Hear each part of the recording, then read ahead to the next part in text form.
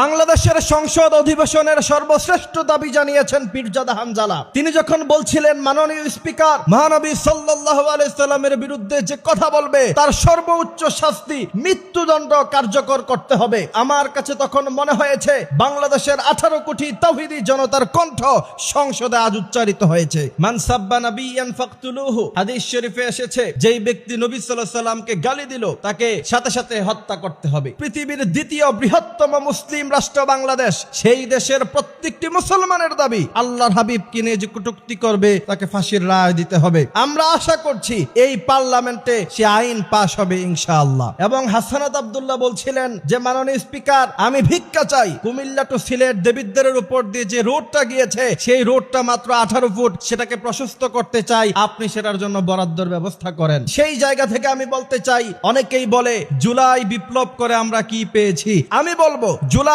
বিপ্লব করে হাসনাত আব্দুল্লাহ, পীরজাদা হানজালা, আমির জামাত ডক্টর শফিকুর রহমানের মতো অনেক রত্ন পেয়েছি আমরা, এবং আমরা পেয়েছি বর্তমানে বাংলাদেশের সর্বশ্রেষ্ঠ প্রধানমন্ত্রী তারেক রহমান। পীরজাদা হানজালা যখন এই দাবি উত্থাপন করলেন যে মহানবী সাল্লাল্লাহু আলাইহি সাল্লামের বিরুদ্ধে কেউ কটূক্তি করলে তাকে অবশ্যই ফাঁসির রায় দিতে হবে, তখন স্পিকার মাথা নাড়িয়ে মনসম্মত প্রকাশ করছিলেন যে তিনিও এটার পক্ষেই আছেন। এরপর আবার হানজালা খুব চমৎকার বলছিলেন, মাননীয় স্পিকার, মাদকের বিরুদ্ধে অভিযান চালিয়ে আমরা মাদক সহ ছেলেগুলাকে ধরে জেলখানায় পাঠাই, এরপরে 3 দিন পরে জামিন নিয়ে আবার ফিরত এসে আবার মাদক ব্যবসায়ীর কাজে তারা জড়িত হয়। এই দেশকে কিভাবে সোনার সমাজ করব? আমাদের প্রধানমন্ত্রী তারেক রহমান তিনি বলছিলেন মদিনা সনদে দেশ চালাবেন, আল্লাহর হাবিব সাল্লাল্লাহু আলাইহি সাল্লামের ন্যায়পরায়ণতা বাংলাদেশে তিনি প্রতিষ্ঠা করবেন। আমরা বিশ্বাস করি তিনি সেটা করবেন, কারণ তিনার মা বেগম খালেদা জিয়া তিনি ছিলেন আপসীর নেত্রী। আল্লাহর হাবিব সাল্লাল্লাহু আলাইহি সাল্লামকে যে হৃদয় দিয়ে ভালোবাসে না, আল্লাহর হাবিব বলছেন লা ইউমিনু আহাদুকুম হাত্তা আকুনা হাব্বা ইলাইহি মিন ওয়ালিদিহি ওয়া ওয়ালাদিহি ওয়ান নাসি আজমাইন।